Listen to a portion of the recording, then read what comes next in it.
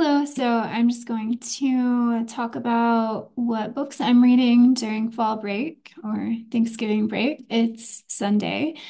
And yeah, so next week is Thanksgiving here in the US.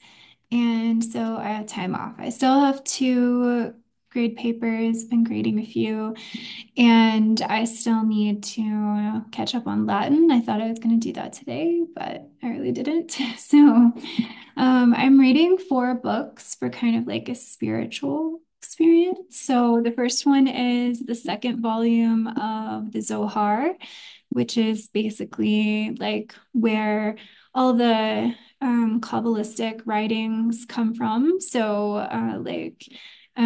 like Jewish mysticism.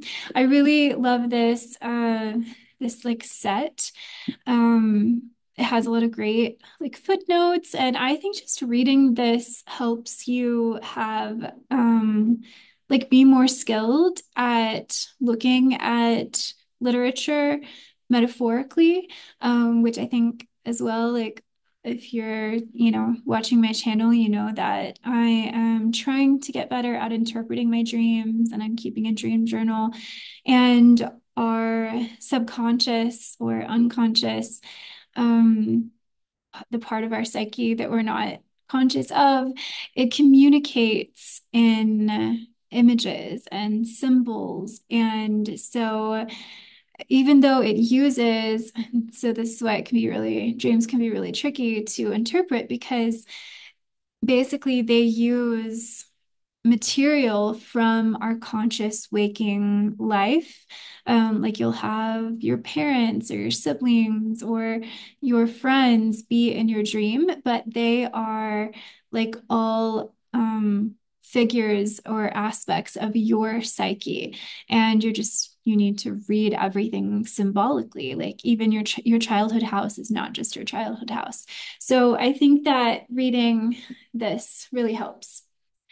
Um, the second book that I'm reading is Belinda Womack's 12 Archangels. It's Divine Intervention in Daily Life.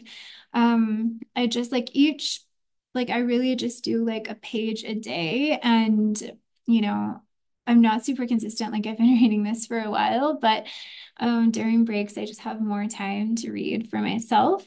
And I subscribe to Gaia.com, which is kind of like a spiritual kind of Netflix. And, some of it is kind of out there, but I really did come across Gaia.com like during the pandemic, in the midst of like my dark night of the soul, when I was like starting to have like my first spiritual awakening, and it helped a lot. Like I know it's not for everyone, but I really took to like the meditations of Dr. Joe Dispenza, and sometimes it's just fun if you are kind of like you think it's fun to watch videos about aliens or there's like sometimes it like verges on conspiracy theory. And I mean, you don't have to believe everything, but that's why I call it a spiritual Netflix, because some of it is like I can apply to my life and other parts are just kind of fun and entertainment. So anyway, Belinda Womack was interviewed by, I think her name is Regina Meredith. It's this woman who like used to be like really famous newscaster, journalist, and now she has like her own show. I forget what it's called though. I haven't really watched Gaia.com in a while. I'm just like subscribing to it for nostalgia purposes almost. But anyway, I think it's just kind of like high vibe and it's inspirational, and I just feel good anytime I'm reading about angels. So my third book is also about angels. This is a book of angels by Sophie Burnham. It's been around a while. I guess I didn't exactly explain this. Um, it's like messages, like there are, I don't know how many like messages that I guess Belinda has channeled from her angels. And then there's like a guided meditation about like visualizing different colors of light or something like that. This book I think is very popular for those who are into this kind of topic. I can't remember like when it was okay, originally published in 1990, and then I guess there's a new edition in 2004, and then 2011. So it's gone through various editions. And this is kind of like the author's personal experience with angels and stories that she has heard from other people, like her friends and even like strangers, etc. And yeah, and then I guess like it goes through a little bit of like mythology and religious history on angels, like from various religions. And I don't know, I just think it's kind of also fun to read. And then I have this, sorry, like I think my candle is the scent is maybe, or the smoke is maybe getting to me to trim the wick. So the the Gene Keys is a sort of contemporary revision of the Chinese divination, like Book of Changes, or the I don't know how to pronounce it. I think it looks like I Ching, but maybe it's like not pronounced like that. Um, so basically there's like in the Book of Changes, there is 64 hexagrams, and I don't exactly know. I have to look more into it. I think that it comes with like maybe like these dice or something, and just like with tarot cards, maybe you can like get insight on an issue that's going on in your life. And maybe I'm really like maybe even making this up. I don't know. This is how much I don't know of it. But like in my mind it makes sense. Like maybe you like roll the dice, or maybe it has like coins, or I don't know, something. And I think that it probably like it directs you to like I have the Book of Changes, and it directs you to like whatever you need hexagram you need the information from, or like it gives you advice. Like there are different hexagrams like decrease or increase, or yeah, I don't know. So this is also like the gene keys, there's 64, and it's supposed to relate to like DNA codes, or like actual like biological gene codes. And I'm just getting into it. Again, this is my TBR, so it's what I'm going to be reading, and I'm just kind of like dipped a little bit into. So I can never explain it like super in depth. But if you're interested in it, like there is a 500-page book of all of the keys. And then there's a website where you can, it's like just genekeys.com, and you can get what's called I think oh, it's not holographic. It's holo something. I wonder if I can find it. Mm,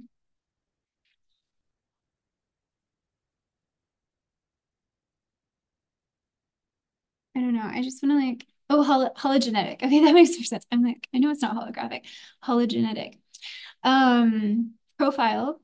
And it tells you basically like, it's kind of like going online and putting in, I mean, because you do put in your birthday, month, year, and then the place of birth. So just like an astrological chart, and it gives you information about your shadows, your gifts, and your essences. And I'm finding it to be pretty true and interesting. I mean, it's kind of one of those things where you have to ask, well, are all the people who were born like in my city on the same day, et cetera, in the same year, are we really all gonna like be so similar?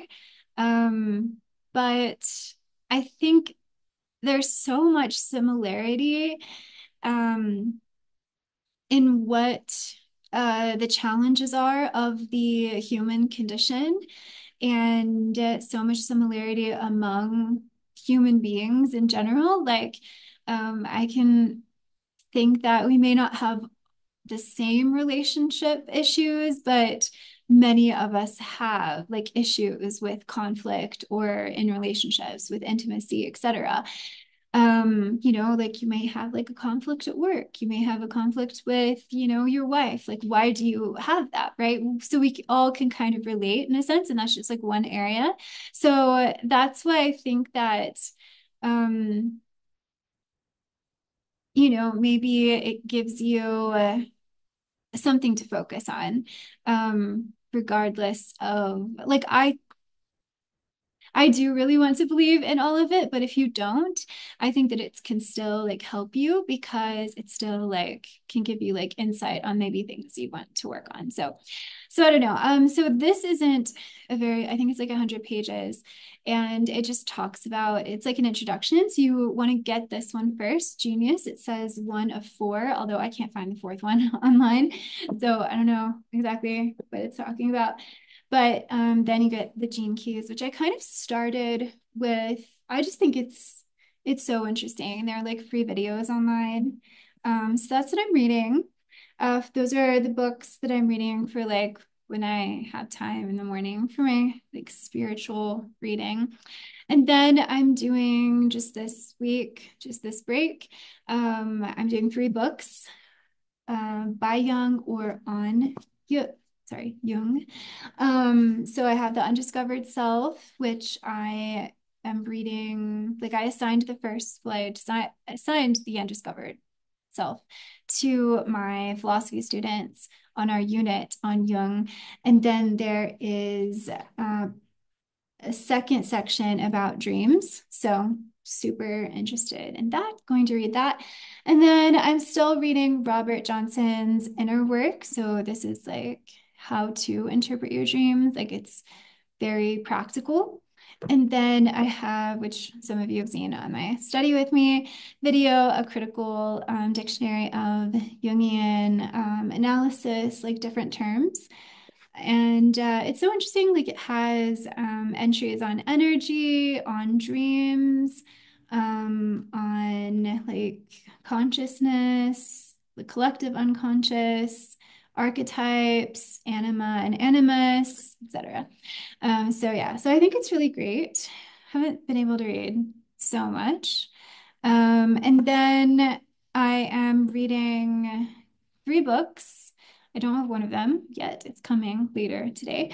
But I'm reading three books to prep for my first lecture on the philosophy of religion. So for this first, what are we doing for the first one? Oh, well, I've already read two of the books that I'm going to lecture on. So for the first week, I'm doing Whitehead's Process and Theology. No, yeah, Process and Reality. It's Process Theology. So we're just reading part 5, like the final interpretation, I think it's called. So I'll probably like at the end of the week before my class, I'll probably just like go over that so I can like make notes and everything. And then we're doing Simone Weil, we're doing Gravity and Grace. I also gave them a part of The Need for Roots, but I told them they didn't have to read that. So that's not a part, those aren't a part of my readings because that's just really going to be prep. But I'm assigning Rudolf Steiner. So I didn't realize that these were the same books.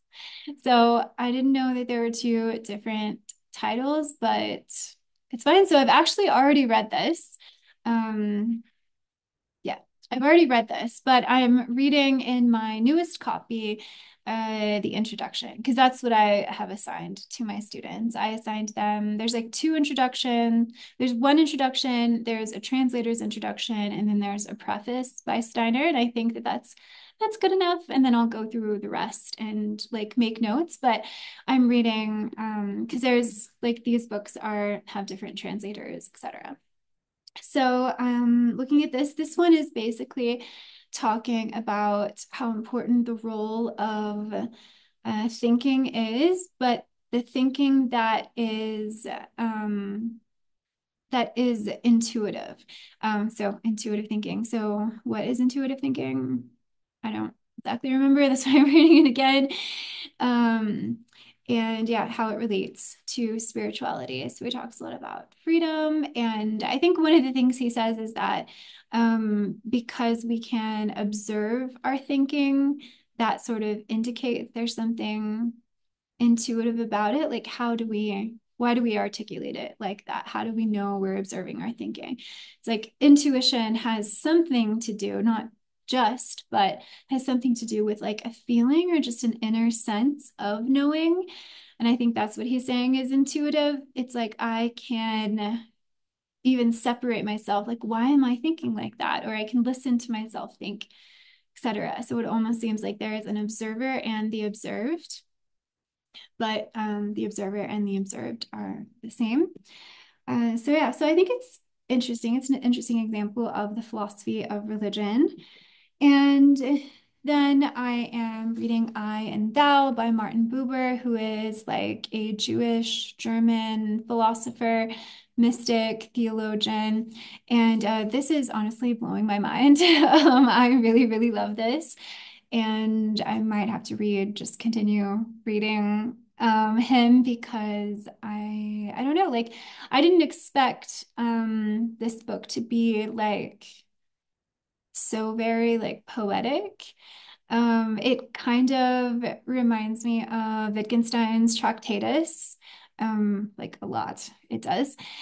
So yeah, so I think it's just really cool. I mean, the basic premise, to be really simplistic about it, is that he says that, the I and you thinking is a different kind of thinking and perspective than an I it when we are objectifying other people. And he says that they always go together, like the I it and the I in an I it mindset is a different I than in the I you. And so it's supposed to be kind of the difference between um like yeah, objectifying people and looking at people as like in a Kantian sense, like means to an end, and then approaching and encountering each other in sort of like a divine space where there is a reciprocity and a mutuality. And so, yeah, I just think how he is, and this is not just between people, it can be with yourself and nature or animals or, plants. I guess plants are a part of nature. Everything is a part of nature. But yeah, by nature, I just meant like trees and, like the sky, etc.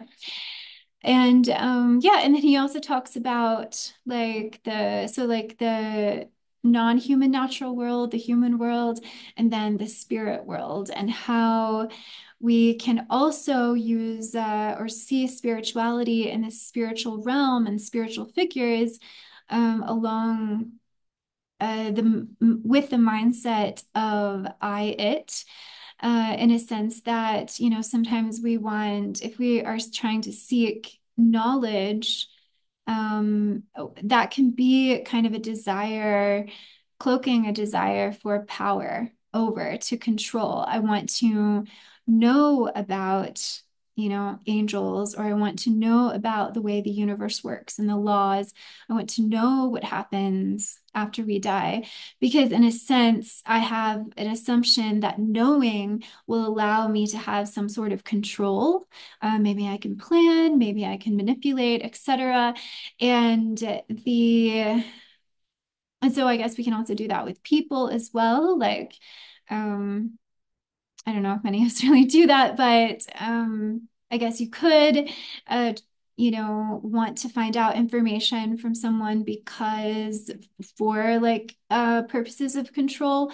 But the I you or the I thou mindset would be more of a presencing of what is at hand, not to get too like Heideggerian, and receiving and also offering, but in a way that is not goal directed. Yeah, so it's being receptive. So yeah, so I think that this is really, really interesting. And the other book that I don't have is Kierkegaard's Works of Love. So I thought about assigning Fear and Trembling, but just didn't know if this group would really, for some reason, sorry, I keep looking out the window because it's really windy and like things keep flying across like outside. I'm like, what is that? It's like various like bags and leaves and things like that. Um, I just, yeah, I don't know. I read Fear and Trembling in like a Zoom remote meetup, like many years ago. And it was just very contentious. And although I think it would be so amazing to discuss and lecture on, I think you really need the right group to do it with. And I don't think that this is the right group to do it with. So I'm hoping Works of Love will be. Um, I don't know, a little less triggering, I guess. So I don't know if you've read Fear and Trembling, I think you guess what I'm talking about. So yeah, so that's pretty much it. I've been reading, I wouldn't say like a lot, but the, as much as I've been productive, I think I've been focusing on reading, which I need to focus on that. And because tomorrow is kind of the last day for me to go to campus. So anyway, that's it. Thanks so much for watching. And yeah, I will catch you later. Bye, everyone.